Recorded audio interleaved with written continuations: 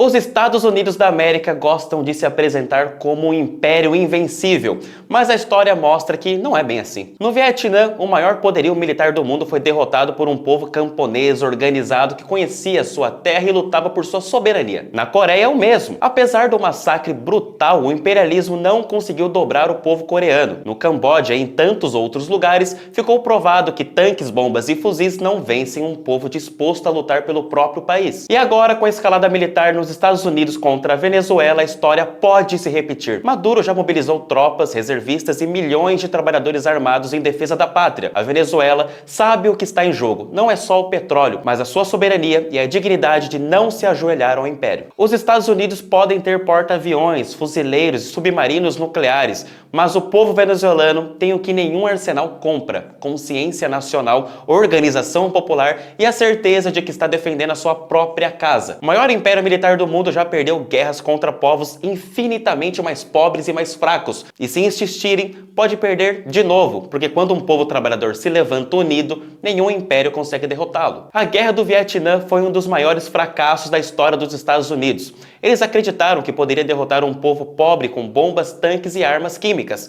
Jogaram mais bombas no Vietnã do que em toda a Segunda Guerra Mundial. Usaram napalm, agente laranja, queimaram florestas, destruíram aldeias, mas mesmo com todo esse poderio, saíram derrotados. Só que essa não foi a primeira vez que o Vietnã deu uma lição em potências imperialistas. Durante a Segunda Guerra Mundial, o povo vietnamita resistiu à ocupação do Japão. Poucos anos depois, na histórica Batalha de Dien Bien Phu, liderado por Ho Chi Minh e pelo general Hong Giap, eles expulsaram a França, encerrando quase um século de colonialismo europeu. E aí então veio o maior desafio: enfrentar os Estados Unidos da América. Do outro lado estava um povo organizado, guiado pela liderança de Ho Chi Minh, que transformou a guerra em uma luta de libertação nacional. Ele uniu camponeses, trabalhadores e setores urbanos em torno de um projeto claro: independência, soberania e socialismo. O Vietcong e o Exército Popular do Vietnã usaram a selva, os túneis subterrâneos e a própria força do povo como armas. Cada camponês era um soldado,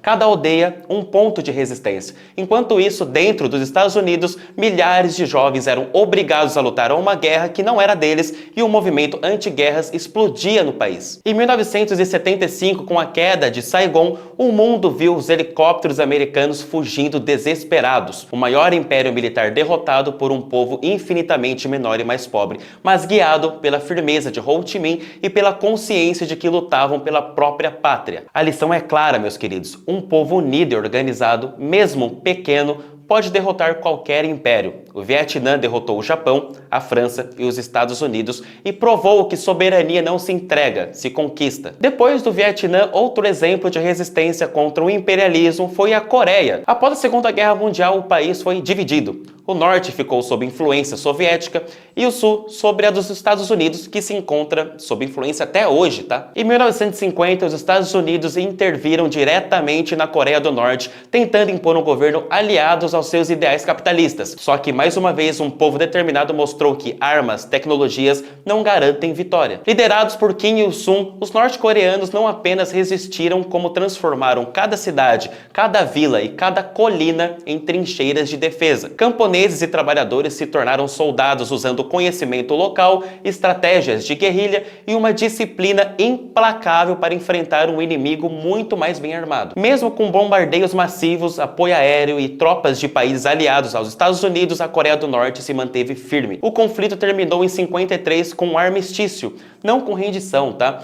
E a península permaneceu dividida, com o norte desenvolvendo seu próprio caminho, autônomo e voltado para a defesa da soberania nacional, enquanto o sul é dominado pelos Estados Unidos até os dias atuais. Assim como no Vietnã, a história da Coreia mostra que superioridade bélica não vence consciência nacional, organização popular e coragem coletiva. Nenhum império é invencível quando enfrenta um povo que luta pela própria pátria, entendam. Enquanto o Vietnã e a Coreia mostrava que um povo unido pode resistir ao imperialismo, a China também enfrentou a agressão direta dos Estados Unidos em suas tentativas de dominação. Durante décadas, os Estados Unidos buscaram cercar e pressionar a China, não apenas com sanções ou diplomacia hostil, mas testando seu poder militar de formas brutais e desumanas. Nos anos 1940 e 1950, os Estados Unidos ocuparam e dominaram as ilhas próximas à China.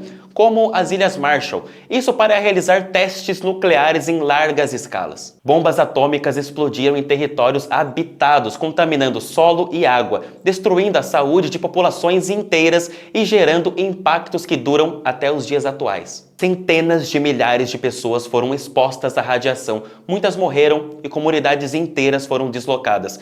Tudo para afirmar o poderio militar americano e enviar um recado ao governo chinês recém-estabelecido pelo Partido Comunista liderado por Mao Tse-Tung. Editor, por favor, vídeo na tela. Segundo uma pesquisa divulgada recentemente, as Ilhas Marshall, no Oceano Pacífico, apresentam níveis de radiação mais elevados do que Chernobyl, na Ucrânia, e Fukushima, no Japão.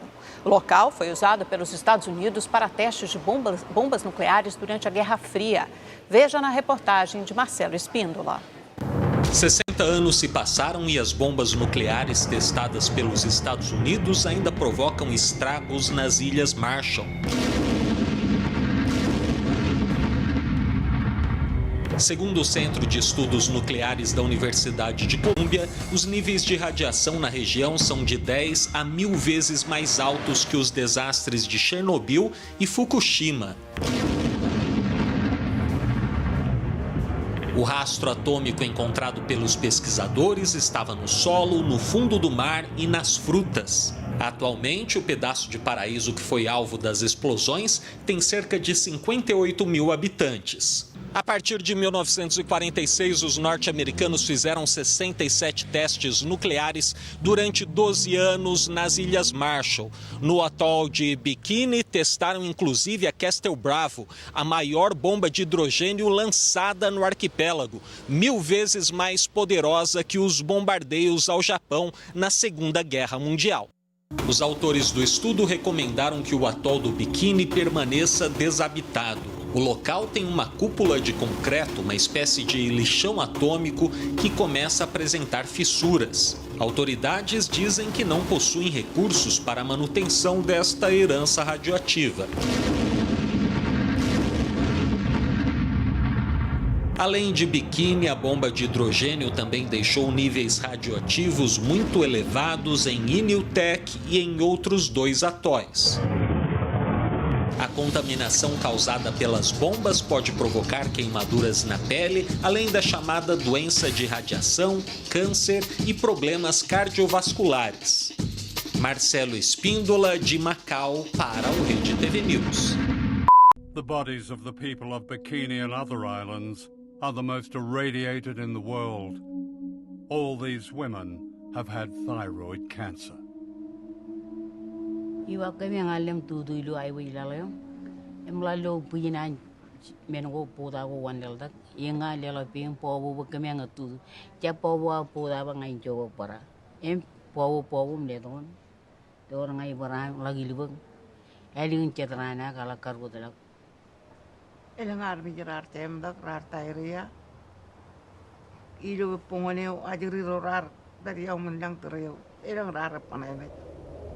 Além disso, os Estados Unidos apoiaram governos em movimentos anticomunistas na Ásia inteira, financiando guerras e invasões para tentar frear e enfraquecer a China e seu povo. Mas como em Vietnã e na Coreia, a história mostrou que nem bombas nucleares, nem destruição em massa, nem pressões econômicas e militares são capazes de subjugar um povo unido. A China resistiu, consolidou a sua soberania e se manteve firme, mostrando que nenhum império é invencível frente à determinação de um país que luta pela própria existência. A lição disso tudo é clara, meus amores. Imperialismo não se combate apenas com armas, mas com consciência nacional, organização popular e defesa da soberania. Aprende, Lula. Nenhum povo é naturalmente submisso e aqueles que tentam impor o seu domínio pagam muito caro por ignorar isso. A mensagem final desse vídeo é clara. Não subestime países pequenos ou menos poderosos. Quando um povo se levanta unido, determinado e consciente de sua própria dignidade, até o maior império pode ser derrotado. A Venezuela sabe disso e o mundo também já viu isso acontecer antes. Um beijo de luz.